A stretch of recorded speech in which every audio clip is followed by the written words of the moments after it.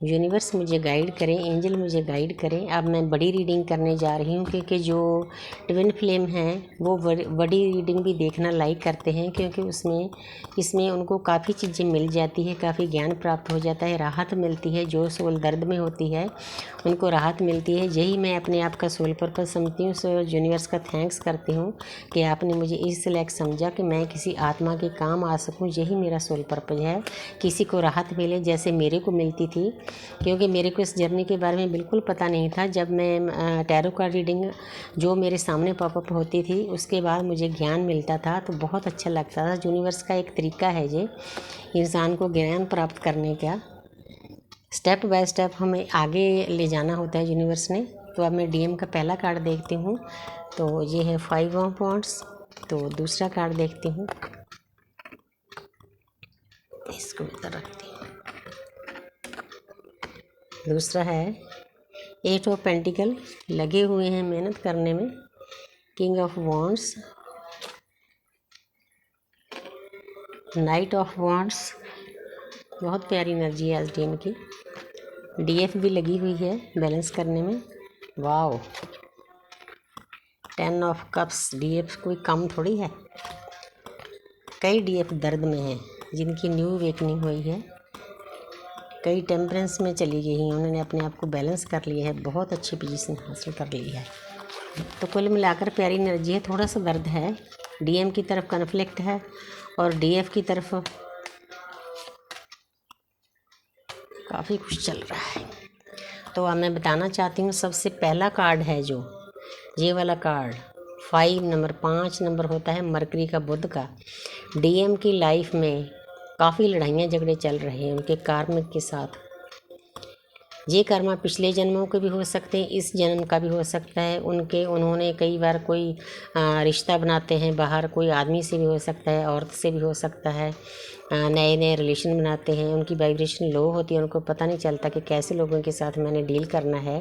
मैं एक बात आपको बताना चाहती हूँ, अगर आपकी वाइब्रेशन लो है तो आपके पास भी लो वाइब्रेशन वाले इंसान आएंगे जिनके विचार अच्छे नहीं होंगे। अगर आप हाई वाइब्रेशन में चले जाओगे तो जो आपके लो वाइब्रेशन वाले लोग हैं, कार्मिक लोग हैं, वो आपके यूनिवर्स उनको आपसे दूर कर देगी और आपके पास अच्छे लोगों का आना शुरू हो जाएगा। तो जहाँ पर डीएम काफ़ी उलझे हुए हैं, अपनी लाइफ में कन्फ्लिक्ट चल रहे हैं, उनकी ज़िंदगी में लड़ाइयाँ झगड़े चल रहे हैं, वो बाहर के भी हो सकते हैं, उनके अंदर के विचारों के भी हो सकते हैं, उनके घर में भी हो सकते हैं। कईयों की वाइफ कार्मिक होती है, उसके साथ भी लड़ाइयाँ झगड़े हो सकते हैं। तो उसके अगला कार्ड है 8 ऑफ पेंटिकल।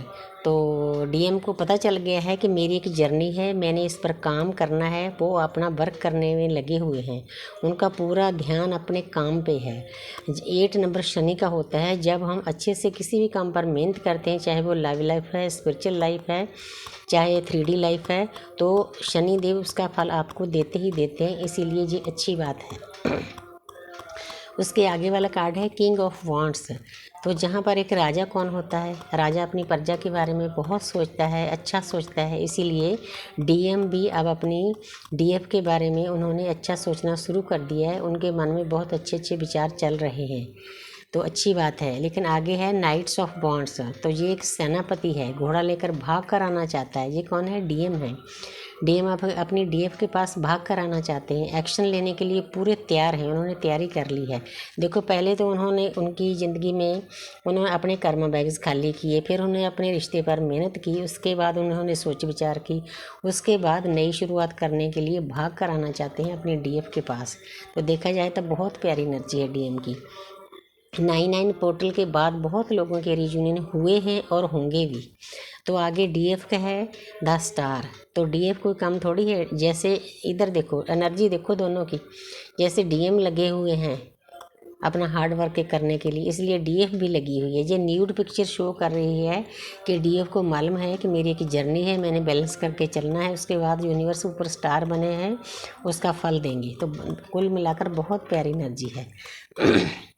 आगे है 10 ऑफ कप्स। तो डीएफ चाहती है कि मैं अपने डीएम के साथ कंप्लीशन में जाना चाहती है, शादी करना चाहती है, बच्चे पैदा करना चाहती है। ये इच्छा होती है हर एक इंसान के अंदर। किसी ने भी कार्मिक ने शादी करनी हो, सोलमेट ने भी, डीएफ डीएम ने भी। लेकिन जहाँ पर जो हमारा हम परमात्मा के सामने कॉन्ट्रैक्ट करके आए होते हैं, अगर हमारा शादी का कॉन्ट्रैक्ट है तभी हम शादी कर सकते हैं, नहीं उसके हम दोस्ती का रिश्ता भी रख सकते हैं एक दूसरे के साथ। अगर दोनों शादीशुदा हैं तो हमने तो मतलब अपना सोल पर्पज पूरा करना हो तो सबसे पहले तो हमने अपने कर्मा बैग्स खाली करने होते हैं। डीएम डीएफ ने डीएफ पहले लग जाती है अपने कामों में, डीएम बाद में लगते हैं। उसके बाद कर्मा बैग्स खाली करने के बाद डीएफ आगे होती है, डीएम पीछे होते हैं। थोड़ा उनकी सोल अवेकनिंग थोड़ा लेट होती है, डिपेंड करता है अपने कर्मा बैग्स के ऊपर। उनके बाद पहले वो परमपिता परमात्मा से उनकी सोल मर्ज होती है यूनिवर्स के साथ, उसके बाद उन दोनों की सोल एक दूसरे में मर्ज होती है। जो ऊपर से अलग अलग मतलब उन्होंने जन्म लिया होता है धरती में, तो जब सोल मर्ज हो जाती है, एक हो जाती है, तो उनको अपने सोल पर्पज के बारे में पता चल जाता है। 5D में वो एक ही होते हैं।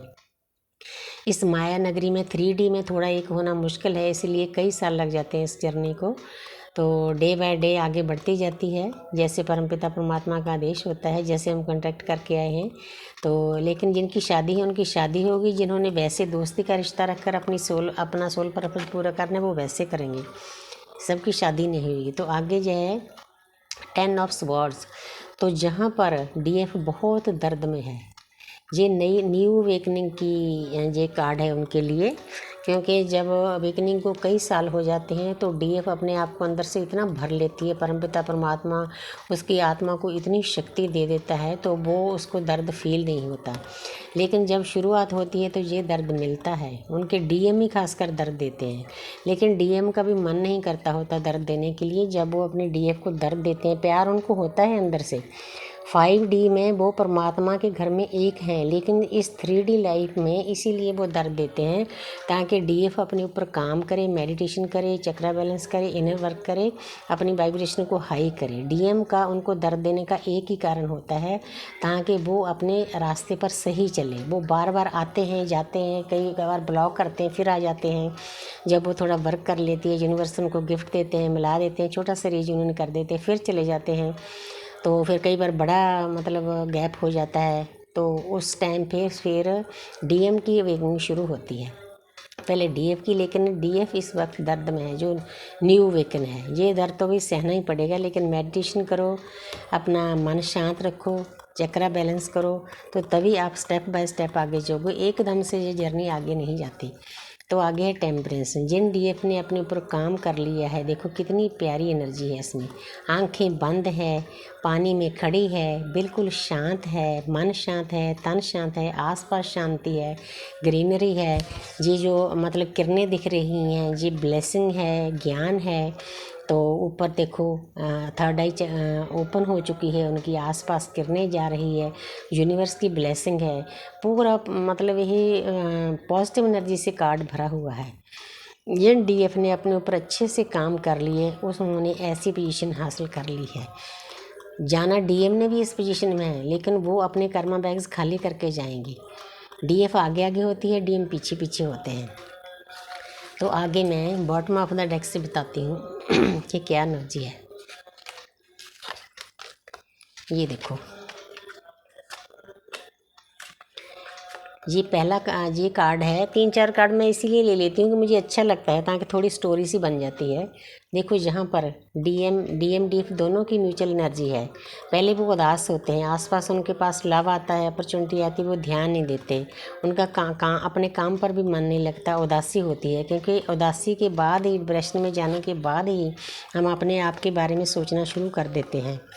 तो फिर इसमें एक ये प्रॉब्लम भी होती है, डीएम ज़्यादा ईगो में होते हैं, डीएफ थोड़ा कम ईगो में होते हैं। जब हम ईगो में होते हैं तो परमात्मा की ऊर्जा हमें कम मिलती है। 4 नंबर राहु का होता है, इल्यूजन में होते हैं, इसलिए हमें ईगो नहीं रखनी चाहिए। तो परमपिता परमात्मा की जो कॉस्मिक एनर्जी है वो ढेर सारी मात्रा में हमारे पास आ सकती है।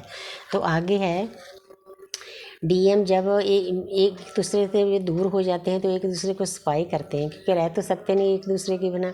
7 नंबर केतु का होता है, पीछे ज्ञान भरा है, उनको मालूम हो जाता है हमारी एक जर्नी है, हमने इसके ऊपर चलना है।